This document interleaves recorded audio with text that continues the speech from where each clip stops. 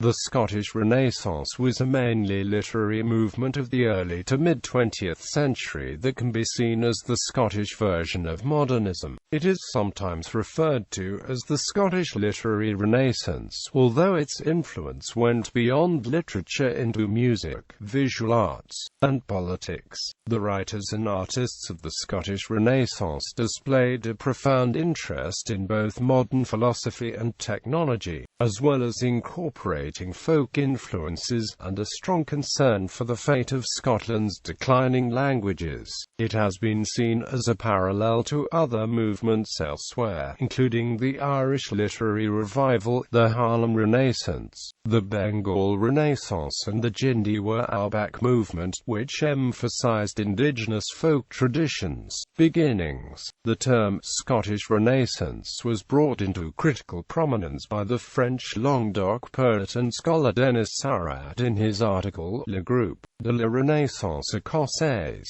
which was published in the Revue Anglo-Américaine in April 1924.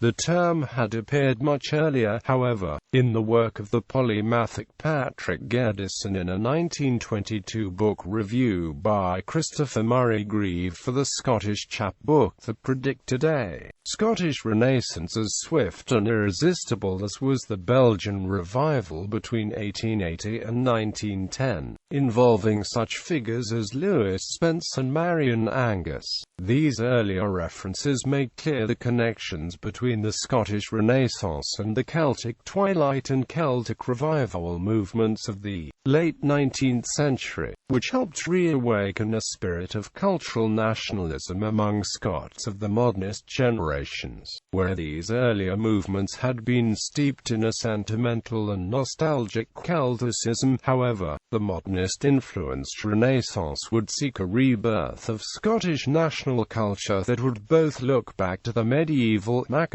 poets, William Dunbar and Robert Henry Zoon, as well as look towards such contemporary influences as T.S. Eliot, Ezra Pound, and D.H. Lawrence, or R.B. Cunningham Graham. The turn of the 20th century saw the first stirrings of a new era in Scottish arts and letters, as writers such as George Douglas Brown railed against the Kyle-Yard school that had come to dominate Scottish letters, producing satiric, realist accounts of Scottish rural life in novels like The House with the Green Shutters. Scots language poets such as Violet Jacob and Marion Angus undertook a quiet revival of regionally inflected poetry in the lowland vernacular. The aforementioned Patrick Geddes would continue his foundational work in town and regional planning, developing the triad place work, folk as a matrix for new thinking about the relationships between people and the local environments. In the realm of visual arts, John Duncan would refine his Celtic myth-inspired symbolist painting to include an increasing emphasis on collage and the flatness of the image. In architecture and the decorative arts,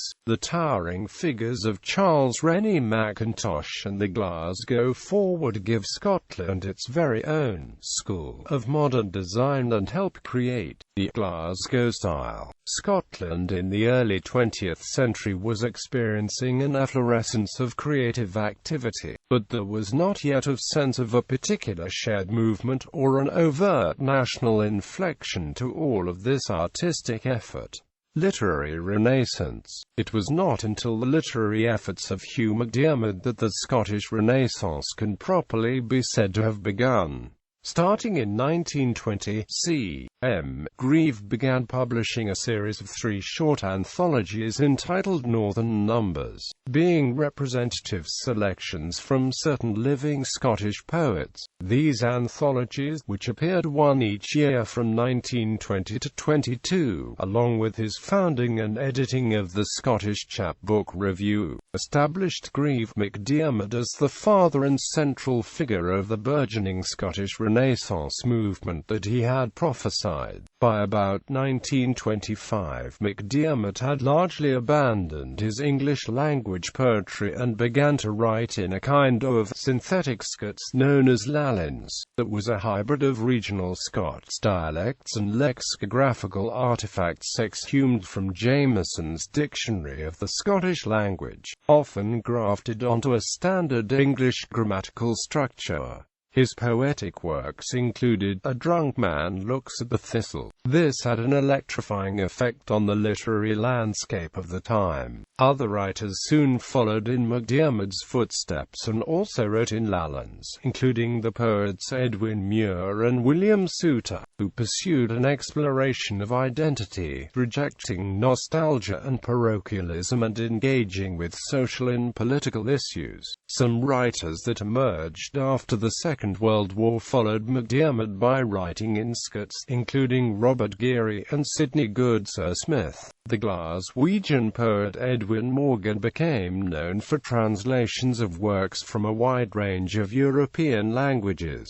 He was also the first Scotsmaker appointed by the inaugural Scottish government in 2004. Alexander Gray was an academic and poet, but is chiefly remembered for his translations into Scots from the German and Danish ballad traditions into Scots, including Arrows, a book of German ballads and folk songs attempted in Scots, and 4 and 40.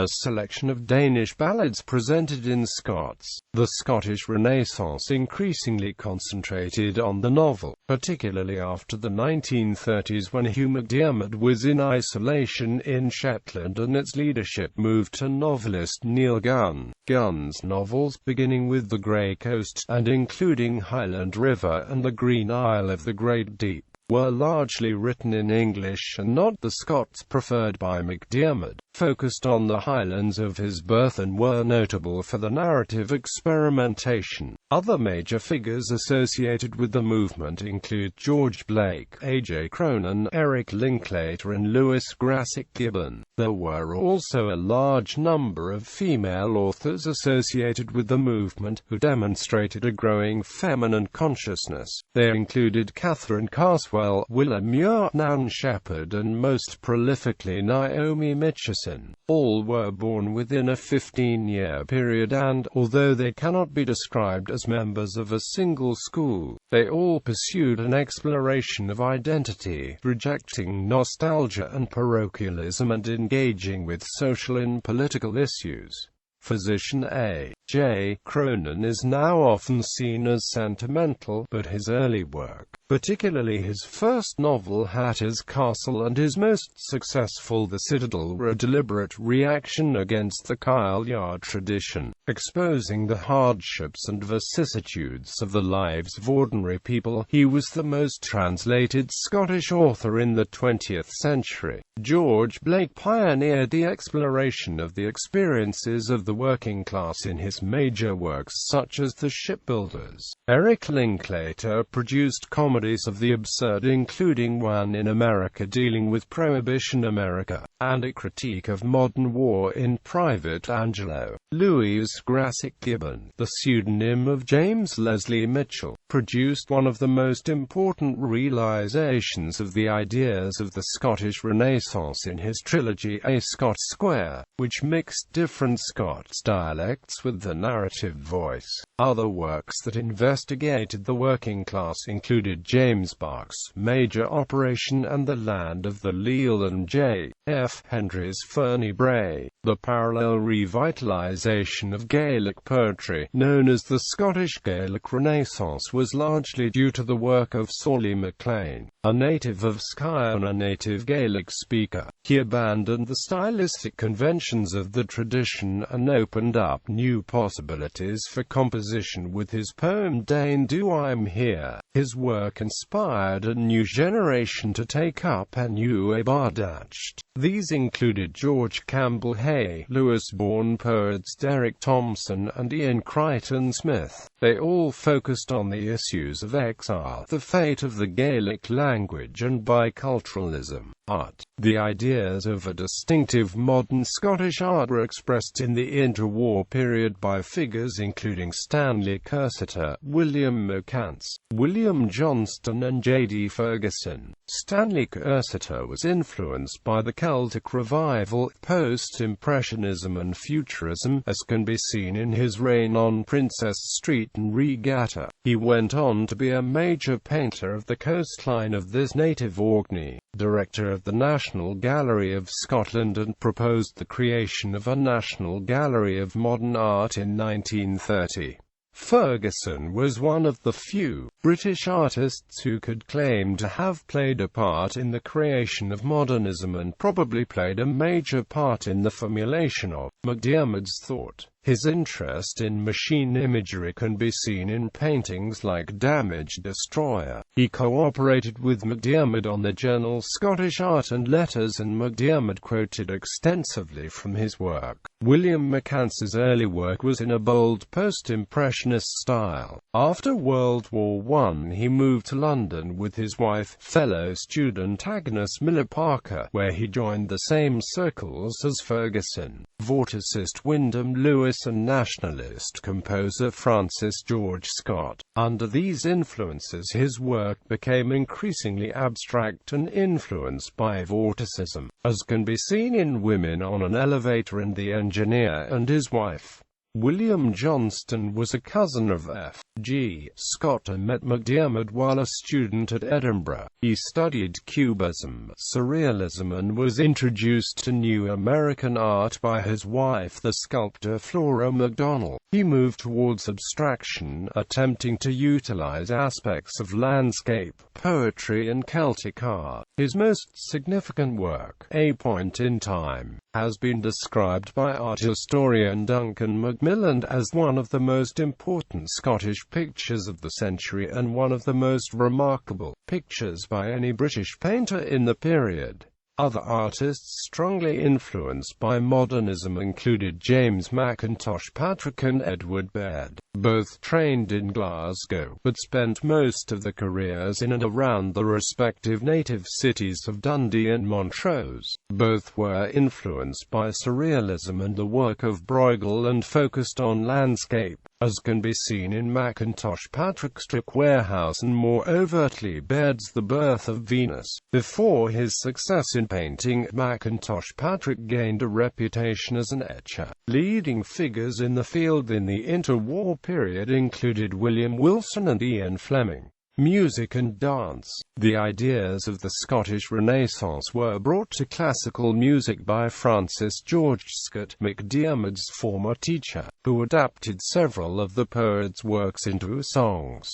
Lancashire-born Ronald Stevenson collaborated with Scott and both wrote in 12-tone modernism. Stevenson developed a tonality from Scottish music, creating settings of folk songs including concertos for his instrument the piano. He also adapted work by Scottish Renaissance poets such as MacDiarmid, Sorley MacLean and William Souter. The influence of Dmitri Shostakovich was evident in the initials used in his large-scale piano work Passacaglia on DSCH. Robin Orr and Cedric Thorpe Davy were influenced by modernism and Scottish musical cadences. The influence of modernism can also be heard in the work of Eric Chisholm in his Pibroch Piano Concerto and the Stralick Suite for Orchestra and the Sonata and Ravon Deg. In 1928 he founded the Scottish Ballet Society with choreographer Margaret Morris, the long-term partner of J.D. Ferguson. Together they created several ballets, including The Forsaken Mermaid. He was also instrumental in the foundation of the Active Society for the Propagation of Contemporary Music, for which he brought leading composers to Glasgow to perform the work. decline and influence. Although many of the participants were to live until the 1970s and later, the truly revolutionary aspect of the Scottish Renaissance can be said to have been over by the 1960s, when it became eclipsed by various other movements, often international in nature. The most famous clash was at the 1962 Edinburgh Writers' Festival, where Hugh MacDiarmid denounced Alexander Trocchi, a younger Scottish writer, as cosmopolitans come, and Trocchi himself claimed sodomy as a basis for his writing. This is often seen as a clash of the generations, although it is rarely reported that the two writers corresponded with each other later, and became friends. Both were controversialists of sorts. The Scottish Renaissance also had a profound effect on the Scottish independence movement, and the roots of the Scottish National Party may be said to be firmly in it. The revival in both Scotland's indigenous languages is partly drawn from the Renaissance. Major figures, other people connected with the Scottish Renaissance not mentioned previously, are listed below. Note: these figures were not all contemporaries of the first generation of Scottish Renaissance writers and artists who emerged in the 1920s and 1930s. However, most had become involved with the movement in some form through interactions with figures such as Gunnar MacDiarmid, even if at a slightly later date. People generally considered to be post-Renaissance but strongly affected by it. William Neal, James Robertson, Ian Crichton Smith. Criticism. The Scottish Renaissance has been criticized for its rejection of women and femininity, something which might be associated in part with its reaction against the domestic sentimentality of the Kyle Yard.